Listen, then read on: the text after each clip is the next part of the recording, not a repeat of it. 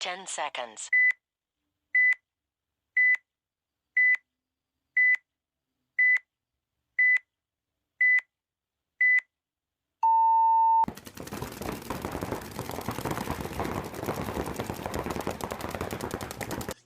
What's going on, everybody? Welcome back to the View from the Dead Box. We are greeted today by the guy I dunked in the back of the head and my own snake, a teammate in that point, and actually a long teammate of mine and Michael's as well, actually, Matthew Strohmeyer. He's kind of poop. I met this guy when he was probably, Matt, what, 14? 15 maybe 13, 14, somewhere around there. Yeah. It's about when he got me too. Yeah, I have a little thing for kids, so I was like just trolling around parks and stuff like that, looking for him at a young age. But yeah, he had to be about 14, 15, something like that. He's been playing ever since, so I guess we'll Yeah, so how'd you get your start, Matt? Like what was like your first paintball experience, I guess? That's kind of how we start most of these people off. So. Yeah. I would. All right. Okay, we can keep that. What'd you do? So it looks like he turned his camera off there. So people that aren't watching on YouTube and people that were listening, there's gonna be a pause there. Kylie called me. Oh, okay. Yeah. Are we good? Yeah, Yeah, we can keep going. We're all on you, dude. Yeah. I started in middle school. There was a bunch of guys that were like, "Hey, there's a paintball field over there on 98," which was at the time Herbert Field, which was doing really well. Shout out. And yep. And they were like, "Hey, let's go paintballing one weekend." I just remember walking down this road, and I got like torched going up the center road of this freaking paintball field. And ever since then, I was like, I just went every weekend. That's and awesome. then they didn't have a speedball field at the time, so we just played on hyperball back in the day. Yeah, that wasn't there, I don't think, when I was there. Yeah, the airball field took over hyperball once. I think by the time you came. Yeah, because I think I started playing in like 2009, 2010. Yeah. So all this is around Pensacola, correct? Yeah. Okay.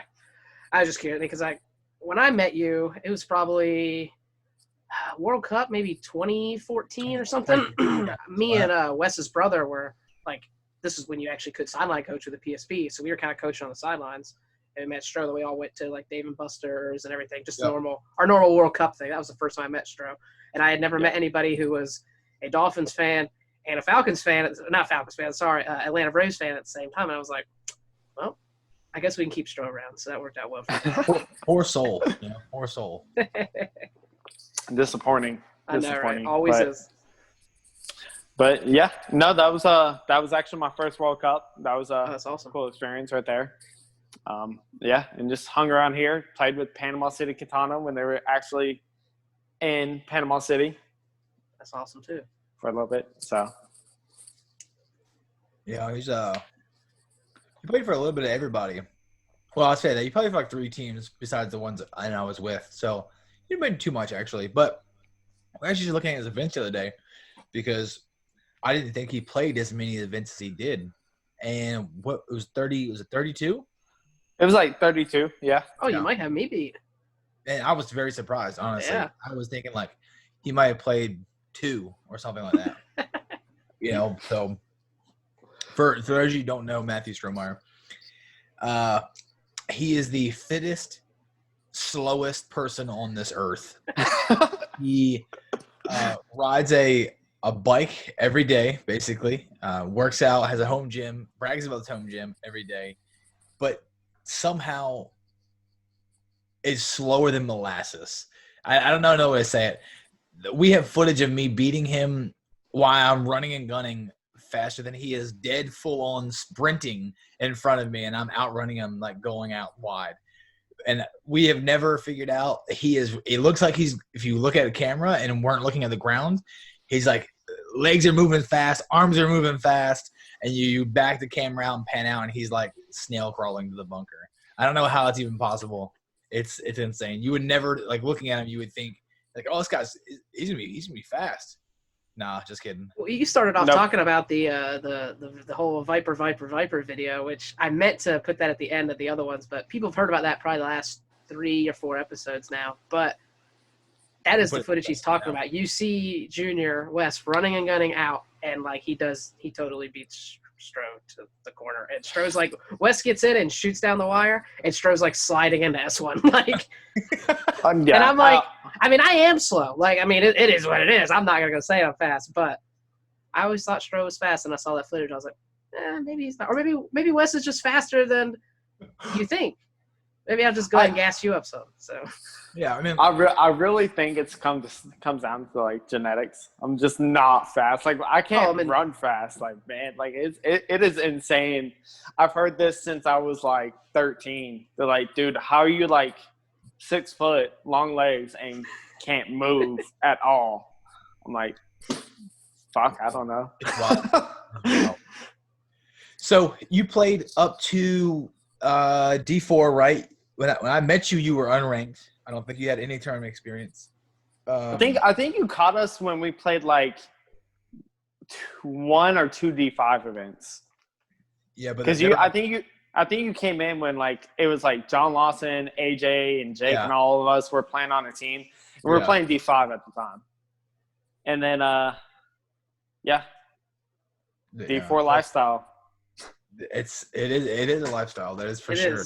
I feel that you can get trapped there forever. Like I've tried my hardest to like get ranked back down just so I can continue to play.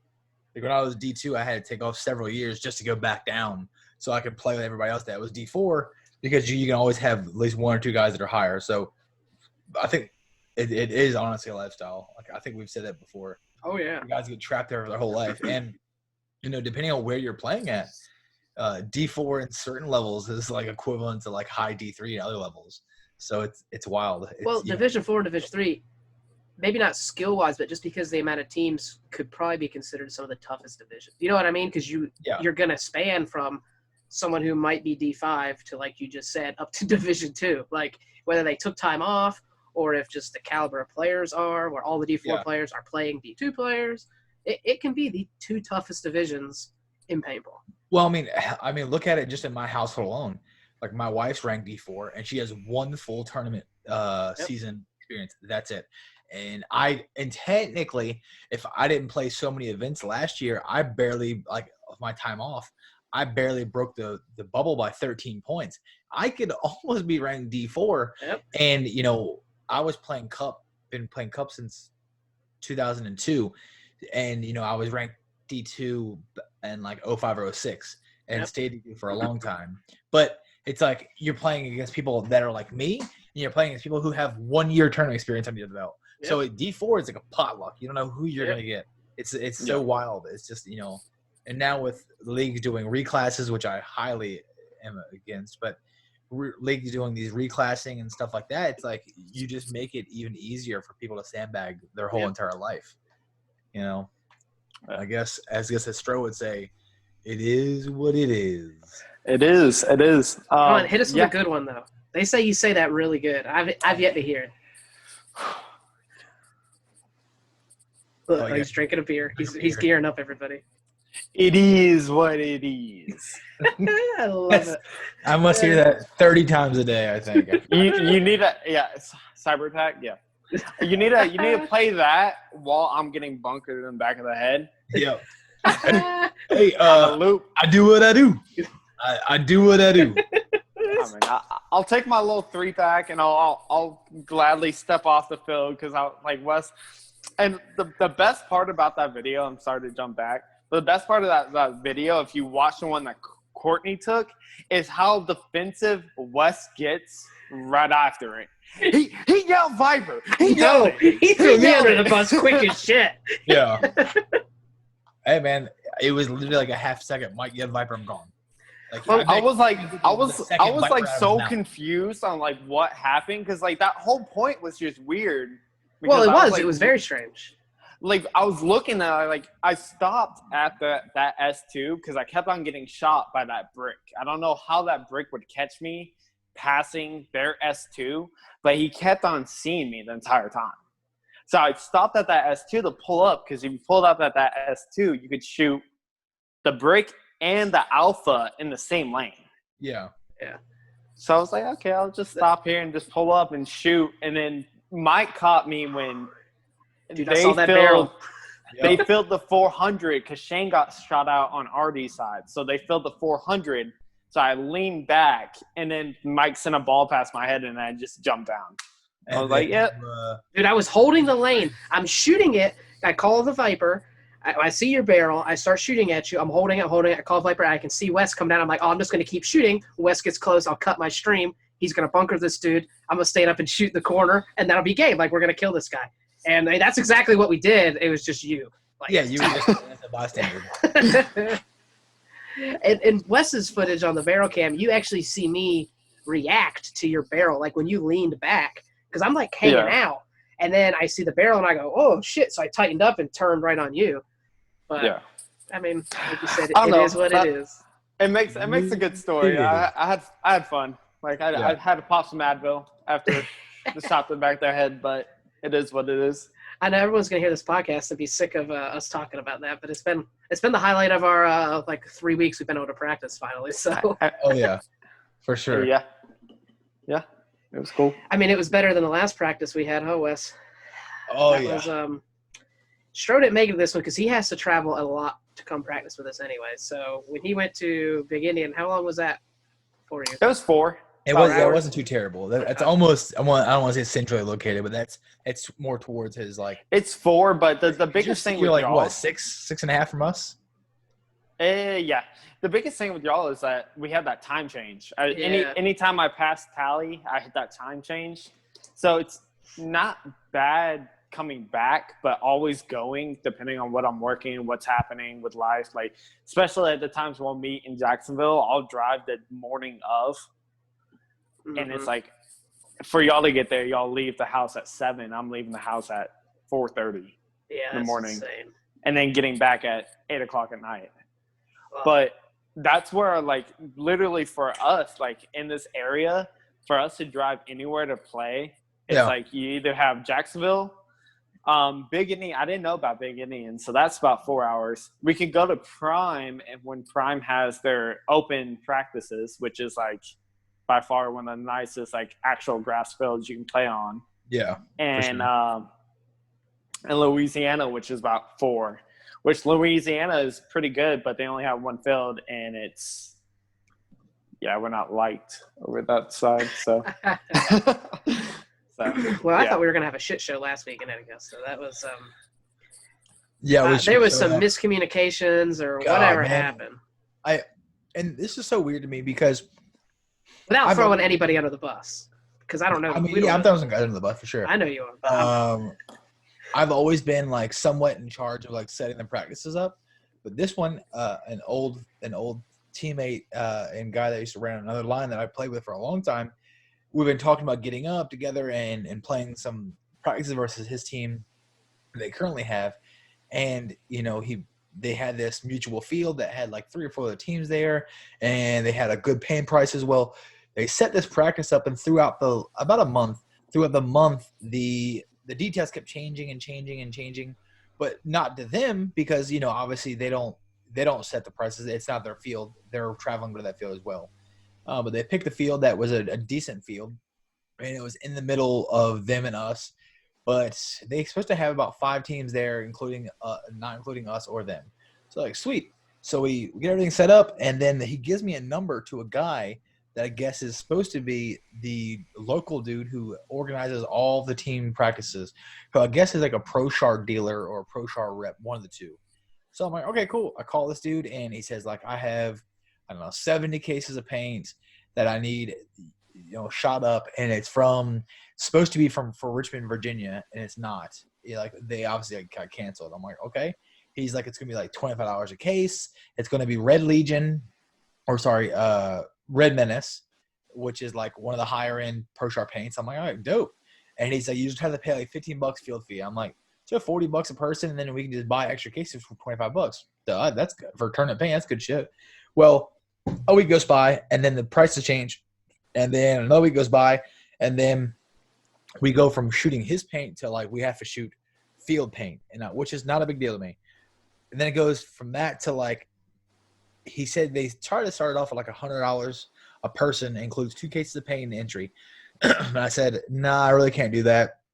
We typically always pay about $80 for 2 cases of paint and entry if we're traveling somewhere that we don't really know. And they did meet us in the middle, and they met us like 80 or 85, whatever it was. But anyways, we travel all the way up there, and they give me another number to contact, and it's the field manager, quote unquote. So I contact this kid. He wants to know the layout I'm playing. I give him the layout.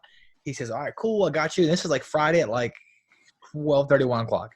He gives me a thumbs up. Boom. I'm like, sweet. Now, granted, I am traveling from Ohio to come down to play this practice in Augusta, Georgia. So I'm traveling, and we get there. We stay in night in Augusta. All my guys show up. Everybody's there. We pull up to this field. There's like probably 15 people there, 20 people.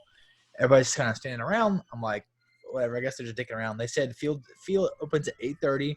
We're gonna be playing at 9:30. Cool, sounds good. So we get there, walk up the net, and all my guys are kind of sitting on the table. I'm trying to figure out what's going on. Well, the bunkers are like not set up, and they're all strode across the place. And I'm like, that's kind of weird. And the grass is like, they have giant piles of like dead grass. I'm like, but the field looks really nice. And I'm like, it looks like this is a high-end field, but nothing is set up. Like it was not being used in a few weeks or something. So we hang around from 8:30 to 9 to 9:30 to like 9:45. And I'm like, what the fuck is going on? So I reach out to the field manager, and he responds back and tells me, hey, man, I was just fired Friday at like 1:30. Mind you, I just spoke to this kid at like 12:30 or 1. So he must have got fired 30 minutes after I spoke to him. So I'm like, okay. He's like, but the owner of the field already knows and says he'll be there and take care of you guys. He should be good. Kid's being very professional at this point. So I'm like, we found out who the owner is. We call him, no answer, and message him, no answer. Finally, he responds back at like 9:55, 10 o'clock, and says he'll be there in a little bit. We have now at this point we have like 3 or 4 teams with people standing around. He shows up No at 10 paint, o'clock. no air, no nothing. Nothing we can get Jesus, started. man. Field's not set up. He shows up like 10:15 or something, rolls in, and he has the paint in the back of his truck, which is what it is. There are a bunch of field paint that have issues with getting paint right now because the COVID fucking stuff has everything locked down. Well, he shows up with, and I'm not sure if this is where he got it from, but it's called Triumph, and I'm not sure if you guys have been to Dick's Sporting Goods before, but that's the paint that they sell at Dick's Sporting Goods. And maybe that's the only paint they can get a hold of right now because of the shortage, which is very possible. I don't know what happened. But anyways, we're shooting this Triumph, which actually shot decent. I was very surprised it shot better than I thought it was going to. Was too. I could shoot that sometimes for practice, honestly. Like yeah, if it always shot like that. So anyways, we get the paint, we start playing. We don't start playing. Some of my guys go out there and help set the field up, and he did help those guys out. He gave them paint, which is very good. And from there on, it ran just fine. Yep. It was very organized. The team showed up. Everybody played. The air was good. And all in all, it ended up being a good practice for mainly everybody. We just did not have a good day by any means, but we didn't have our main line there. I was more focused playing with a couple of our guys and getting our D5 line squared away. But, geez, talking about driving an hour and a half, 2 hours, and then coming to a field and then the guy getting fired and then the field not being set up, and it's just a fucking – you think you're scared. Like, you're like, did I just drive 2 hours to sit down and have a shit show? Like, what's going on? I had Michael Payne with me at one point, and I looked at him and I said, honestly, I was like, we can make it back to Hoppers, like before 1 or like 11. Like it was like 9. I was like, we can just play that. You know what I mean? If this is what it's going to be, I might as well just drive home now. Yeah. Go do drills and then be 30 minutes from my house versus wait till 11, do drills, and be 2 hours from the house. But all in all, it did turn out to be a good day. Yeah. But yeah. I know y'all were talking about it when we met in Perry. Yeah. Because we were still debating on if we could manage a couple guys to play MVPS together. Yeah, which is this weekend coming up. Yeah. And Stro, you're playing it because we decided all of our guys couldn't end up playing the MVPS because the CPSL is the very next weekend. So we decided as a team is probably the best to hold off on the MVPS, which I hate because I love the MVPS. It's ran probably the best league around. I know I always suck the MVPS is dick, but I always say it's probably ran the best out of all the events that are somewhat local. I mean, even better than some of the bigger events I've been to. But I will say that I always feel that it's probably the best event series, in my opinion. Without I haven't played the WCPPL, so I really don't know. But so I hate missing those when they're there, right? Yeah. Especially we were supposed to play the last two, and they got postponed and postponed and postponed, and this one ended up being 1 week off of the MVPS, which just kind of sucked. But it isn't a big deal. But Stro, you're playing with some buddies that are over there by you, so you'll get to play that, and then you're coming up. You're flying actually in to Savannah the following Friday and driving up with us to go to the CPSL. So you're getting 2 back-to-back weekends of tournaments, which is great. That's how I've always felt like I love to do. Some of the guys don't like it. I love if I can travel and play every other weekend. I'd travel every weekend personally. Oh yeah, with flights being super cheap, and shout out to Junior for hooking up with the flight change on the Friday. Casa de Itel. Yeah. But looking forward to playing 2 events. I did it last year. I think I played with y'all 1 event, and I played AXBL with the team I'm actually playing with down in MVPS, which is kind of cool. I mean, because if you get beat on 1 weekend, you have that next weekend 2 chances to get beat on. Yeah, why not? As much as I want you to do good this weekend, if you're going to get beat on one of the weekends, get beat on at the MVPS and come win the CPSL with us. I mean, to be honest, I'm from Florida. Well, I'll be biased. Florida ballers, like, playing down there in MVPS, I feel like I've been playing the same kids since I've been playing CFPS D4 in, like, 2013. Because when we play with Quintana, like, I mean, you always have those people that just come and go. Like, I had a 3-year break between trying to get life together. But I feel like I'm playing the same dudes. I'm playing, what's his name, Louis, and he's D2 down there, and his guys that he's played with like Rampage and like D3 against Chris Cox that y'all had on the show. So it's like that's like a hot spot down there. So you always play the same dudes over and over again. I mean, I've said it before, and East Coast paintball players are probably the best, and most of those East Coast players come from Florida, and they're the best. I don't care what anybody says. I've said it on the podcast before. Maybe Chris Cox and them in Texas will have some other words, but I mean, Texas have good teams. I think the majority of all divisions across come from the Southeast region. Yeah. Yeah. You just can't beat it. Like, down there, to get to a decent field, which is Brothers in Arms paintball over here by us right now. I mean, I have a field 5 minutes away from the house that's working on, growing, and shout out to Full Range. But to get to Brothers in Arms to meet another 20 to 30 ballers that play tournament ball, you're looking at a 2-hour drive. Yeah. But you go down to Orlando, Lakeland, Tampa area, you have Miami right down the road. You could have 5 fields within an hour where you could have, Damage playing one weekend. I think there's a D1 team out there that plays consistently over at CFP. Yep. And, I mean, you can have tons of people running tons of different fields from D6 to pro any given weekend. Yeah. So I always wonder what it could have been if I lived in an area like that. I would love to go live in an area like that and just our whole life. Just get beat on by like some D1, D2 people, because I mean, it'd be cool to learn. Like you only get better. They get worse. You only get better. Losing is learning, guys. I say it all the time. You learn way more when you get your ass beat than you do when you beat the shit out of some other fucking little team. I was actually talking to Wes earlier about I don't know how this team's gonna do, because MVPS's caliber players are just so different compared to if we played AXBL. Yeah.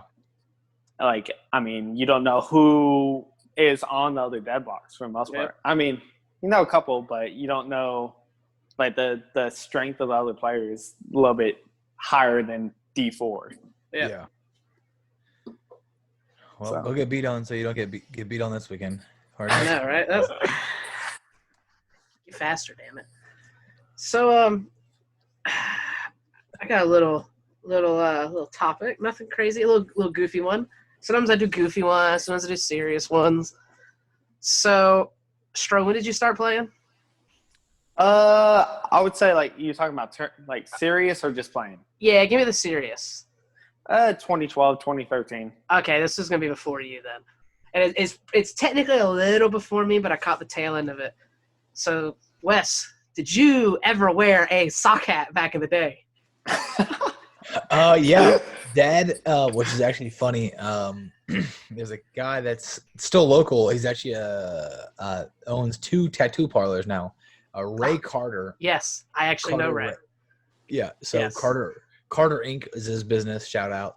But his mother was a seamstress, a professional seamstress, and we had the original JT sock hats as a team, and she seamstressed. A seamstress. I don't know. Is it how you say that? Seamstress? She like. Or it's just sewed. Sewed. Yeah, I would. But she like customized all of these sock hats with our name and team like logo and team that is name badass. on them. Yeah, Dad probably still has his in does. I would guarantee he does. But we had a whole team of sock hats. The big like the kind with the thick rope up top that you tie the knot in. Yeah. Yeah, we all had them. Hey, listen, like they work because I got some bounces in the head. Because is that what they were designed to do? Yeah. Oh yeah. Okay. Well, you got to think it helps. Like when I dunked on Stroh's bum ass in the snake, if he had a sock hat, it's basically like, let's say you're wearing a beanie, and then you have 2 more beanies on top of it, because basically you pull it over your head, and then obviously the 2 more layers of it falls in the back. So on the back of your head, you have 3 layers of like let's say like Jesus. 3 sweatshirts in the back of your head. That's kind of what it is. That is So legit. you basically your neck and head is protected by like 3 sweatshirts, except the very front. But yeah, it's crazy, So it's like You have got to find your worth it. dads and break that bad boy out. You need to like have it in the Definitely back of has the it. podcast somewhere. Yeah, yes, that is Definitely awesome. still has it in the closet for sure. I think I remember my first event ever playing was a Toys for Tots event over in like Dothan, which like you donate like a $20 toy, you get free and cheese. So it's like a 3-man, and they gave everyone a prize. I think we took like 15 to 16. Like it was my first time ever like playing on an airball field because Harold didn't have one at the time, and so we got like dunked on. It was bad. But they gave us those like Planet Eclipse little visor beanie things, but it wasn't like a full cover thing. It was like for like the stupid headgear back in the day where you like wear it upside down to like block the vents of your mask so you didn't get rain in it. Jesus. I had that for years, and I think I threw it out with my old gear bag. I had I forget, this would have been right when you went into the military, West. So you were gone. And Graydon was still like helping us, playing with us for a little bit longer. And I had got something off PB Nation from a website or from a field up in maybe Ohio or something called like Paintball Vantage or Paintball Vintage. And it was a gun, and it was like I forget what it was, but it was like a old field rental. And they sent it to me, and it came wrapped in this thing. I'm like, what the fuck is this? And it had a drawstring on one end and a rope on it. And I'm like, what is this? And Graydon was like, you got a fucking sock hat, bro. He was so excited. I didn't know what it was. I had no idea. I wish I still had it because I would love to wear it. But it was, it said like Paintball Vantage on it. It was all sorts of funky colors. And it would go on your head. It had like a drawstring. It would cinch tight, and then it would all floppy in the back. And I'm like, I wish I still had it. But that was my goofy. I'll have to see if Dad has it. Where during the CPSL. Dude, at least for the pictures. You don't have to play in it. Yeah. But, I mean, you used to always give me shit for my beanies. I wore beanies. It's just too hot now, man. And dude, I don't. 100 degrees. I have finally got away from it. Shane has. I wish I had one around here, but it's like they're made out of bamboo. They're swimmer caps, and they're so light, and they have like a little rubber piece that goes right here. Yeah. And I can put that on, and I can put my Charm City headband on it. Shout out to Charm City, because that guy makes some legit headbands. But dude, Living That's in what I wear Florida. Living in Florida, man, I've never understood how people wear beanies. Like, I have not once had a fucking beanie in the gear bag.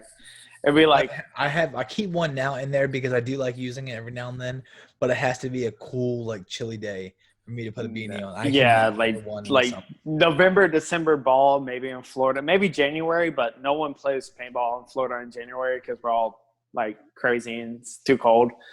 But man, I remember like we used to play CFP used to like the July events. They would let you play in a t-shirt. Oh yeah. They're like almost you don't have to wear a jersey. It's like, you know, I remember playing an event. I think we played against you this event where they're like, hey, y'all can wear t-shirts. And, the CFPS, the X Ball event. Yeah, where like y'all can wear t-shirts because it's like, you know, 100 plus like 100% humidity outside, and we don't want y'all having heat stroke. Good. Like that was like the best tournament I ever. It was so fun to play, just not have to wear like a bulky jersey or nothing. I think that's the event where Wes's guy dove in the snake one off break and blew his shoulder out and was like dislocated, and he didn't shoot him still. You remember that? Yeah, I play with actually that event. I play with Onel, who is the announcer for the MVPS. Yeah. And I play with him. And who else do we have? It was me, I think John, Onel, Austin Royal, I think his name is, and some other guys. But anyways, yeah, we played against you. Who else was on that team? Was it AJ? He played on that team too? Because John left us to play with y'all because, you know, whatever. John. He wasn't dumb, yeah. Yeah, for sure. And it was like me, AJ, Jake, a couple of the other kids that never got past the like playing paintball for fun stage over here. Yeah, y'all played that event for fun for sure. Oh yeah, we got beat on. I was like, I think we like 4 or 5 0'd you like right at the fucking gate. Like I just remember like y'all came off the field and it was like, hey, y'all guy blew out his shoulder and snake one, and y'all still didn't shoot him. I think the ref like pulled him off the field. Like, the ref lifted the net and scooted him under the net out. That is funny as shit. Yeah, like other than him getting hurt, but I mean it was just bad back in the day. Like we had people that wanted to play for fun, and like just not about fun. Yeah, like, it's not fun to go 0-4 at an event where you just paid like a couple $100 to just drive down 7 hours and, you know, pay for your paint. And I think we shot a paint company called like APX, which I've never heard of before, and it was like they were like god awful. And I was like, oh Lord. That event we were sponsored by a special paint manufacturer who was actually making his own paint there. So we actually shot stuff called Pure Hatred, and he was making it there, like at his house. So we shot that paint at that event, which actually shot really good, like no shit. Yeah, that's awesome. That's fresh as shit. Yeah, exactly. He made it for the event. So and it broke on the second drop every single time. It shot really good. It was crazy. It wasn't as bad as that paint we were cleaning out in hotel rooms that night, was it? God, that was so fucking terrible. You ever had any bad hotel stories like that, Stro, where you like drive, you know, how long to Atlanta? 4 hours to Atlanta. 4 hours. We got Hellfire hidden in white box paint. It's called Seconds. So so for people who don't know, every paint manufacturer makes paint called Seconds. And what it is it's the overrun of tournament paint that either A was extra, or B, it didn't meet the criteria of being the highest caliber tournament paint.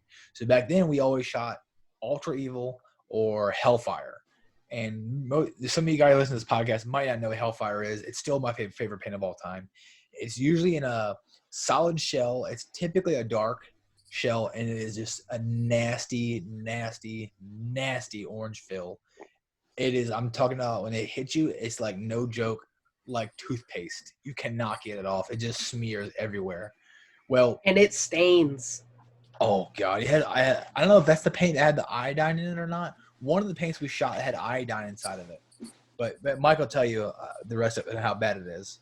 Yeah, so I mean, this, like he said, it's Seconds, so it was a bad batch, but we were told it was going to be good enough for what it was. You know what I mean? We thought it was going to be fragile, but not too fragile. But regardless, it was, little did we know, it was, one, breaking in the boxes, and two, you could squeeze the paintballs, and you could see the paint come out of the seam. Like, it wouldn't break, it would just, like, and the shell wasn't, like, squishy or anything. So we get up, and I guess we were playing, it would have been in GFOA, maybe at Dan's Land Paintball in McDonough, Georgia, or something like that. Yeah. We get to this hotel room, and we didn't want to leave the paint in the cars overnight, so we were like, okay, we'll unload the paint. We'll leave the gear, unload the paint. Well, we unload the paint, and that's when we realized, like, this paint is broken in these bags. And this is probably my third or fourth tournament ever. This is like 2007, 2008. So I'm like, oh, shit, like, what are we going to do? Well, we thought it would be good to just get the hotel's white towels, lay them on the beds, and we're like, we're going to dump the paint out and clean them up because, like, we got to have paint to shoot because we're poor as shit. So there we go, progressed to, I mean, we probably had, 12 cases? It was a lot. And we dumped 12 cases full of paint and just, like, cleaning them, and then we'd, like, clean the bag, pour it back in, rebox it back up. Well, when we were done, I don't think this hotel had any clean towels in the 2 hotel rooms we rented. They were all orange. I can only imagine what they thought. Like, I mean, it was a shit hotel. Like, I'm sure all paintball players have their shitty hotel stories where you're sneaking a million dudes into 1 or 2 rooms. This was one of those nights, and it was just like, we fucked every hotel towel in this hotel all up. And then, needless to say, we got shit on the next day, too, so that was just a top off. That paint, you just couldn't do anything. It was breaking in pods. It was floaters. It was just way too fragile. And like I said, you could squeeze it and like the paint would come out. So it was so oily. But yeah, after that I was like, ugh. I listened to, who is it? Was it not Rich Telford? What's the other douche that is the commentator with Maddie? I don't know. You're talking about, like, is it like Nick or Todd? Is it Dave? Not Dave Baines. Is it the big guy? Maybe Rich Telford. Well, yeah, that's the only one I can think. He's like always a prick. He always like talks shit on everybody. Oh man, I hope one of them ever listened to our podcast and hear Rich Telford. No, like everybody knows like he's a douche. Like talk shit. Maybe Davey Williams. No, it's not. It's not Steve Raberkoff, is it? Is it? No. Look, we're naming all these pro guys that they're douches. I mean, I don't think they are. I'm almost 99% positive it's Rich, but it's whoever was in excessive but play with him. I mean, yes, probably Rich. That had to be him. That's the only guy. Yeah. Well, anyways, I guess he used to play with Bob Long a long time ago. Oh, I'm sure, yeah. And he was talking about these stories that they would get to an event and they had their own paint, and Bob would break the paint out in the middle of the night in the hotel room and then go through the paint. And if the paint wasn't like up to his standards, they would drive around. And I'll have to go find it. But he talks about driving around to pharmacies and getting special chemicals. No, sorry, not pharmacies. Paint stores, and they get this chemical that they pour on the paint and it dries the paint up, and it makes it they can either make it X fragile or less fragile depending on how much of this they pour in by the cap, and they pour it into the bag of the paint and they mix it around. And I bet you it is a pharmacy. I bet it's something for pills. I don't know. I thought he said it was a paint store, and it's like a lacquer or something like that. Yeah. But he talks about it pretty well, that they go and get this chemical and they buy the cap full and pour it in the bag and mix it around, and then he knows exactly how much it needs for every one, then depending on how fragile it is, and they can make the ball bounce more or break less or so on and so forth. It's wild. That is wild. But he talks about driving insane. 2 a.m. driving around like to Walmart trying to find this like these chemicals and shit. It's crazy.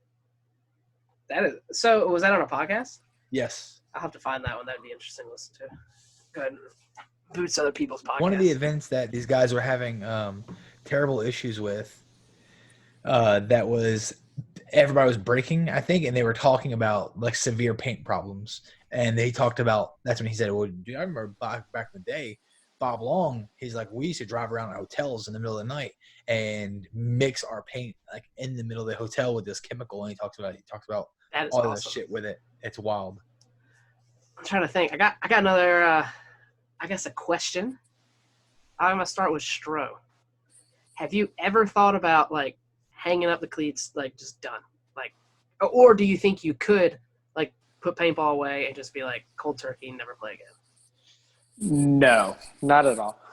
I stopped playing. I think I had a gap from 2016 to 2019. And it was because I couldn't get weekends off, which we all know is needed, and I didn't have the money. Like, I was working with life, couldn't do it. Now that I have the money and have the time to do it, like, I mean, I'm driving, you know, we had one practice with us, the guys I'm playing with this weekend, and it was 2 hours away, and I'm driving 6 hours after I get off of work, working 10 hours tomorrow, just for a one-day event, just to play tournament ball. Big dick energy. You're in. That's definitely big dick energy. And, like, you know, like, I'm not against driving. Like, 4 hours to me is, like, probably my max for, like, a practice. I still would have flown to Orlando, but that's just me. Yeah, how long's the drive to Orlando?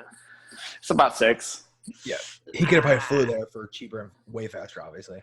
Maybe right now, but... Yeah, but the thing is I have to work, so I can't the flights, trying to find a flight that gets out of, like, flies out of here at, like, 6 or 7 at night is, like, ridiculous. Yeah. But no, man, like, now that I have then I had no money, then I'd be back to not playing. Cleats up. Cleats up, gun, hanging them up.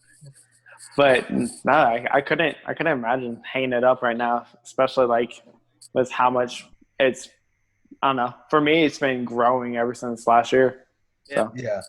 Especially right now, it's going on amazing with all the COVID stuff. Like, paintball this is blossoming. Prime time. Blossoming. Well, I mean, no, too legit to quit. Like, legit to quit. Yeah. Like, Chuck's old as fuck. So, like, in my eyes, I'll have to outplay him by at least 1 year. So, if he ends up playing to, like, 50, 52, I'm going 53 for sure. Okay. So, whatever, like, if he plays a 60, fuck him. I'm going 61. So, God. I have to do it. Like, whatever Chuck goes, that's what I'm striving to play for. So, I hope he quits soon, you know, so I don't have to play that much longer because I'm not too far behind him. So, but, yeah, I mean, I'm going to play until I physically can't beat – I feel like I can't beat everybody on the field. You know what I mean? I'm not going to be that guy that is, like, 50 and is, like, dog shit.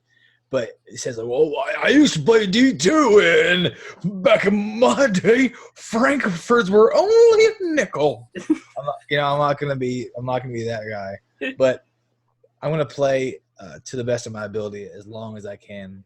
But I feel like I could probably play, you know, until I'm 100, you know, as they would say. But we'll see. I had never had the chance, never thought about quitting. As much as the sport has its up and downs, and the team has had its up and downs, and I've been, you know, the military building teams, and I felt like I fucking started about 15 goddamn teams at one point. But the organization part of it and everything, I just don't think I could ever probably just say, all right, well, time to sell everything. Yeah. I think, first of all, I think I'm too lazy to quit because I would have to sell everything because I have absolutely way too much money invested in paintball, you know. But, yeah, I don't think I could ever do it. How about you? Hashtag 2020 committed. Hashtag 2020 committed. A couple years ago, I thought I would never play anymore. Which, by the way, shameless plug, you guys can go on our site and get the gear, and it's going to say hashtag 2020 committed. It sure will. I might have to pick one of those up. If you want go ahead and get committed T-shirts, check them out. Yeah. Use code Georgia Extreme for 10% off as well. There you go. But a couple years ago, I never thought I would play another tournament. I was just like, you know, my friends are all coming back to play. We're playing speedball local. I was like, I'm good with this. I could do this for a long time. And then I got conned into playing some VPSs, and I was like, shit, I forgot how much I like competing. Like, that's just, no matter what it is, if I can do it at a competitive level, I want to do it. But I don't think I could walk away.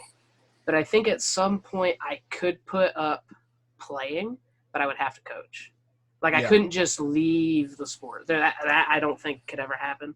But if I got to a point where, like Wes said, I either didn't think I could contribute to a team or on the field, I would like to contribute off the field, whether it's helping run an organization or coaching, which I think I could do both.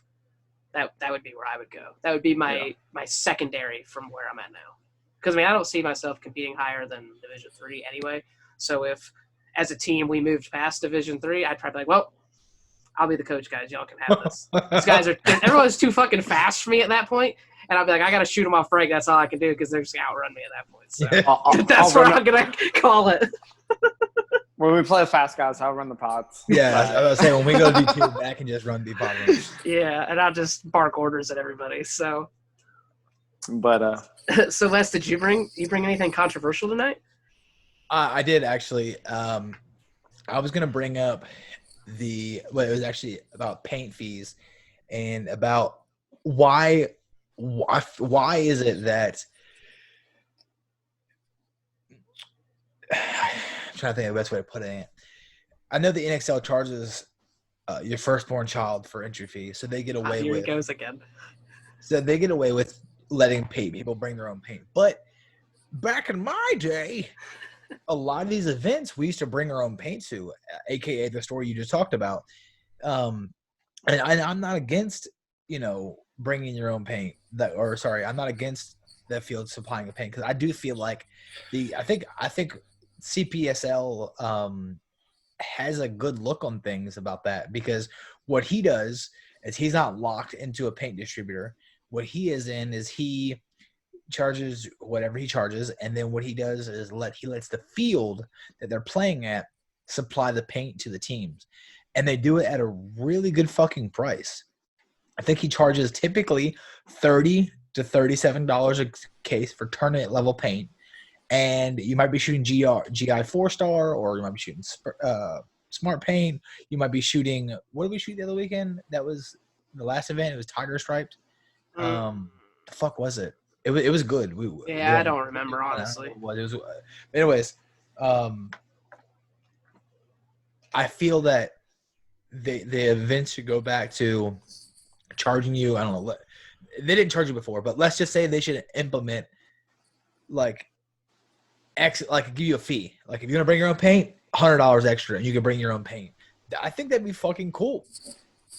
I think that when we go to these events, and that's my only whole knock on the MVPS is that the paint is expensive.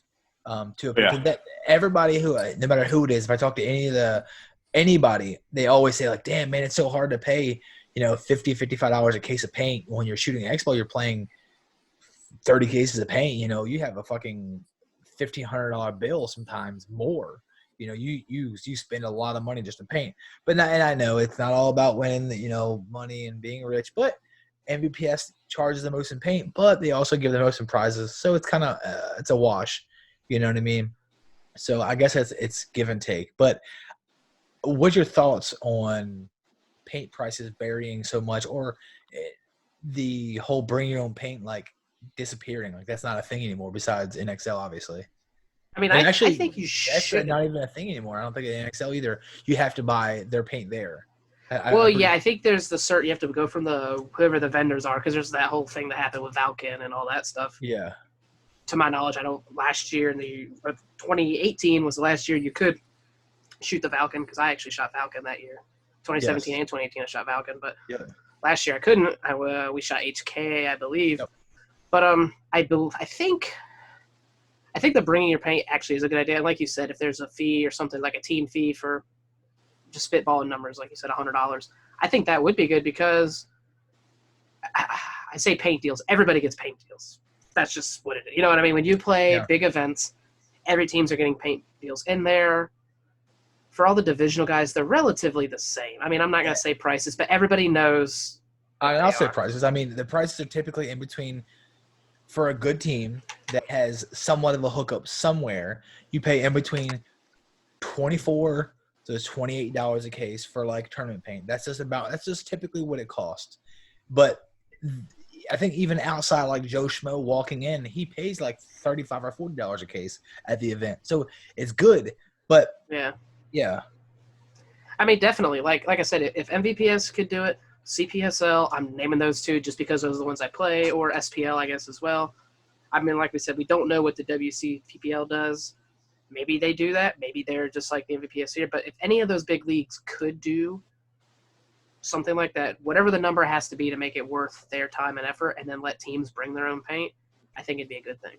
and it would, in my opinion, help grow the sport because I might be able to get such and such company cheaper than what they're giving such and such company. Or And then you're if I'm buying it holding from up my your local banner, field. it looks better for the Or you're sponsor. buying it from your local field. Yep. You're still promoting paint sales, but you're buying it from your local field. Like we're a ProShar field. We're a ProShar sponsored team. So we only have one series we can play that we can shoot ProShar at, and that's the MSXL, which I would be at this weekend, and I feel bad for ditching them because we have the CPSL the same fucking weekend. But we can only shoot ProShar at the ProShar events, which just happen to be MSXL. But it's like, damn, it sucks because I would love to give the money back to my field, and we get a hookup on the paint, and he's making some dollars on paint in case. It's just much better to keep the local fields in business, and it also just helps everybody. You know what I mean? So, I don't know. Maybe what you think, Matt? Yeah, I mean, I think it'd be worth it, but I think it would have to be more than $100 here or there. Yeah. I think this weekend we have. I think the guys we voted on shooting GR 5-star MVPS, which is like I think anywhere 45 to 50. I think is what we're gonna be paying the case, which is already gonna be expensive. Playing at least. Even if you just go through prelims, you're looking at like $150, $200. It's 5 cases a match typically is what we have figured it out to be. So if you just get beat on the whole time, you're going to shoot about 20 cases, bare minimum. We found out that to go into the day and to keep playing on, you're looking at least 27 to like 35 cases is the typical average for us to go to run or win the event is about 30 cases is average. So, you're looking at $50 a case, 30 cases. I'm terrible at math. I'm saying like $1,500 is what I think that is. But no, $1,500 the fucking rip. Split between 8 guys. Yeah, we got 8 guys this weekend. So, I mean, but to paint it back towards MVPS, I mean, I'm kind of okay with it because Alex does such a good job with that event. He does, yeah. I mean, everything's good. I just saw a picture on Facebook earlier where I think we were talking about it before, where it's kind of the field's kind of soaked, so he like made a plywood bridge to get to the fields and said that the fields are going to be okay. Yeah. Which we'll see on Sunday. But yeah, I mean, to somebody that takes care of you, sure, why not? A couple events I paid a little bit more at, like playing in other states over here, Alabama, Louisiana, paid more money, and I was like, your event's just not up to my standard of what I want to be paying this much to play it. Yeah. You paid more at a tournament than $50 a case? And not more. Okay. Not more than that, but more than I was like, if your reffing's not there, if you don't have chronos at the pits for me, if your event's not up to like my standards of like, and I'm paying like $40 a case paint and $600 entry for your event, I'm gonna be kind of salty when it's all said and done. No buzzers, no scoreboard. No pits have chrono. You have to walk fucking 200 yards to air stations. Yeah. It makes us sound spoiled. And this is not a good plug for MVPS here. So just like, they set a standard. You know what I mean? And it's like, whether we're spoiled or not, that is what it is. All these other series have to step up. It is what it is. Have to step up. It is what it is. I mean, the MVPS events have the same pits as our events at Cup. Yep. And there's a giant difference in entry fee in between those two. And that's just because Alex holds himself to a higher set of standards than most events do. That's just the way it is. Yeah. If you hold yourself to a higher set of standards, you might lose out a year or two, on maybe possible funds because you're putting the money in. But we're seeing it right now with the CPSL. The very first event was ran very poorly. The second event, 1,000% turnaround. And guess what? He took that money he profited from the first event and dumped most of it. I say most of it. I don't know what he's making, but he dumped a lot of it back into the series to pay for buzzers and scoreboards and timeouts. And then he started. So every event he tells you, and like he'll do a live broadcast, will tell you that he's not really making anything in his events because he's taking this money extra and dumping it back in this season for like all the shit. So next season it's all paid off because this is the first big season of this event. So he's using the profits every event and dumping it back in. So hoping it stays where it's going and it keeps going in the right direction. Next season everything should be on par. Then he can begin to profit from the events, right? Yep. I mean, and I like it just because all the fields are on turf. So yeah, that's nice. That's insane. I didn't know. Like, I mean, I think y'all mentioned it one time. I think if we were looking at playing the MVPS before COVID-19 happened, I was looking at playing with y'all. Yeah. And then y'all were like, oh, well, CPSL is playing up here in North Carolina and South Carolina, and we're just going to, go do that. And that's like 10 hours, 12 hours away from, my location. Yeah. And then y'all were talking about how nice of, like, these fields are that they have in Carolina. I'm like, when did Carolina actually Carolina spend used money? to be a fucking spot. And where we're going, I heard mixed reviews about this place we're going to. It's an OG place. This place has been around since the dawn of time. I'm pretty sure PBC is where Gridlock is out of. I think it's where they got started from, and I could be wrong, but it's been around. That field's been around for a very long time. So I heard it is turf, but I heard the turf is a little bit bumpy because it's been down for a little bit and hasn't been well manicured over the last few years. But we keep looking forward to the last event, which this last weekend I just heard that it's a little bit more rough. It's brand new. They just played on it, the new Myrtle Beach field. It is perfectly level. Obviously, everything is brand new there. They said the padding up under it is either still fresh or it's just not enough right now, so it's a little bit tougher than most places. But I mean, it's a brand new turf field, so I'm taking turf field whenever I can. And speaking of turf fields, this Sunday, guys, this whole week they've been out there busting their ass on our field.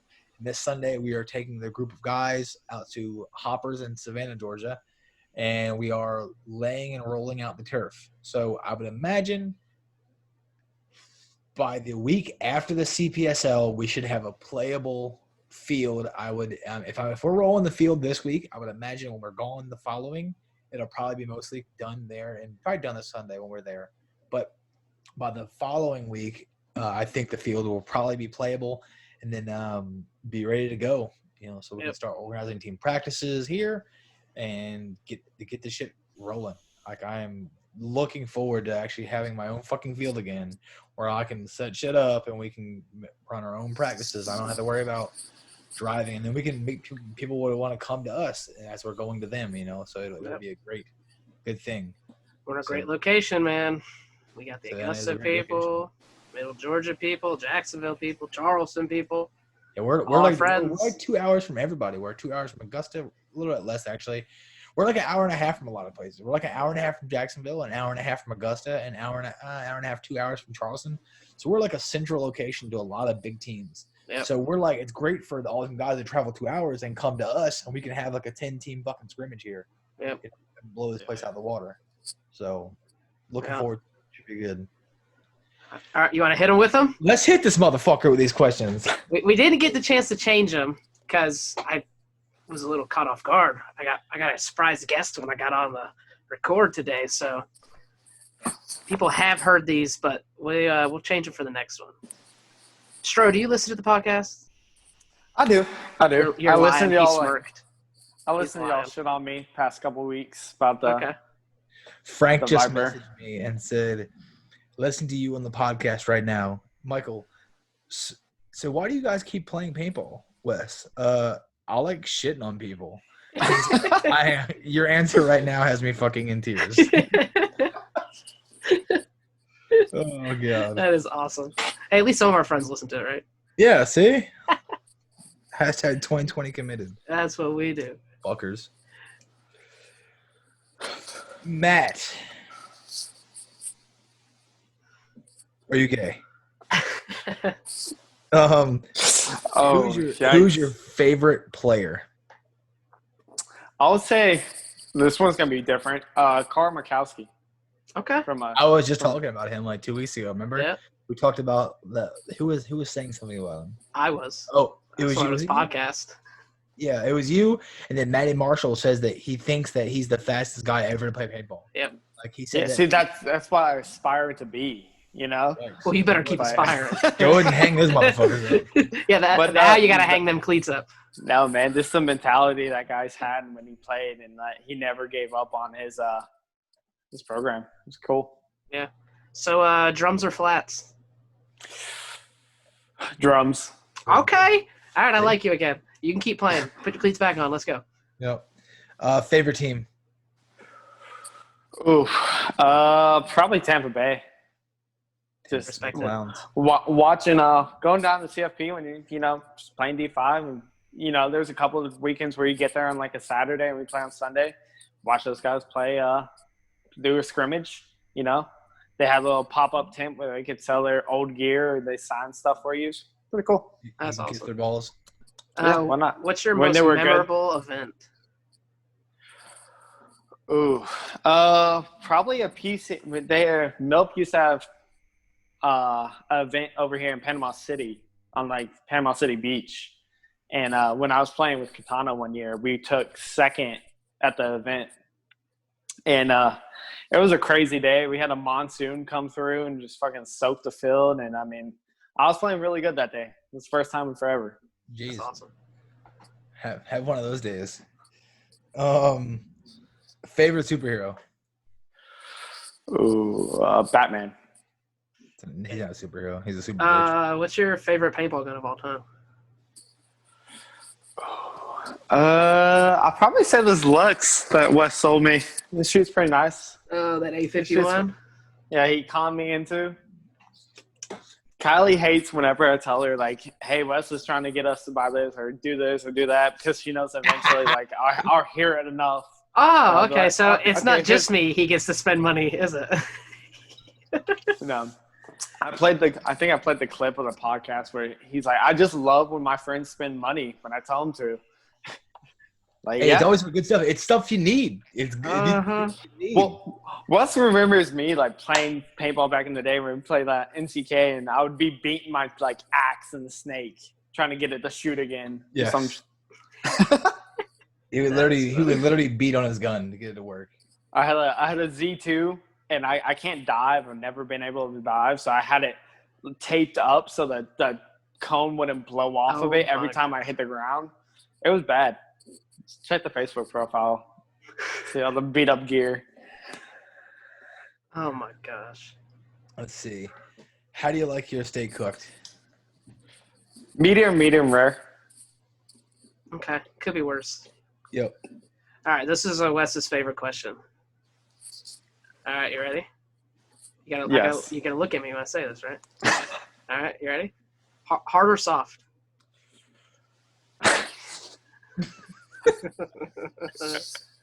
There's no right or wrong question. We've gotten different answers actually from everybody, so this makes I'm it gonna go hard. Go hard. Hey, I Go like it. hard. I'm about it. That's what I'm talking about, dude. Who do you think the best player is currently? Ooh. I want to say like Alex Rodriguez. Oh, Off of, A-Rod, Ironman. A-Rod, yeah. I mean, you go over to Ironman, you help win an event, first event. You're 2020 champs. Why not? Fair enough. Like Sloviak too, you know. Yeah. Yeah. Hey, Oh, 2020 champ. it's 2020 champ. All right. So, what's the first thing you notice about the opposite sex? Ooh. This is Wes's second favorite question. Oh, probably boobs. Boobs. Okay, that's Yeah. 2 for boobs. I think Chris was the butt man.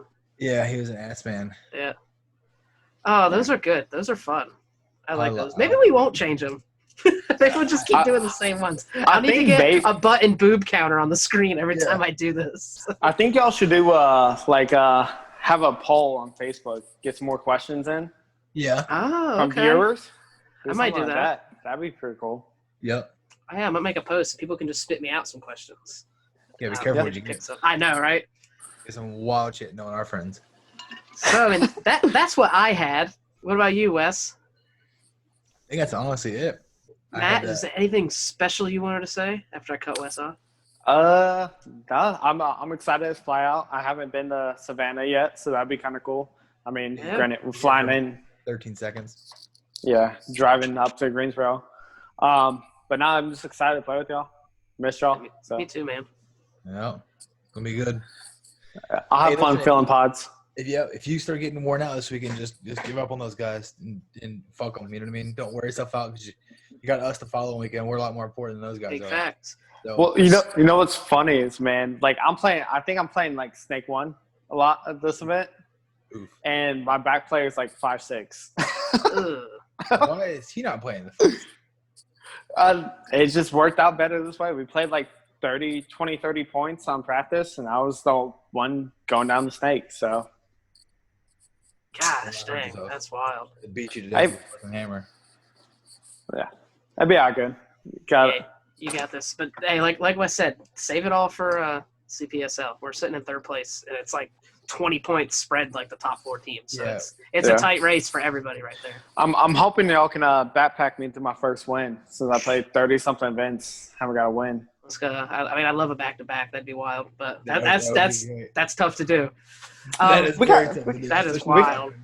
We got a pretty good. I think we got a shot. We got a pretty decent lineup.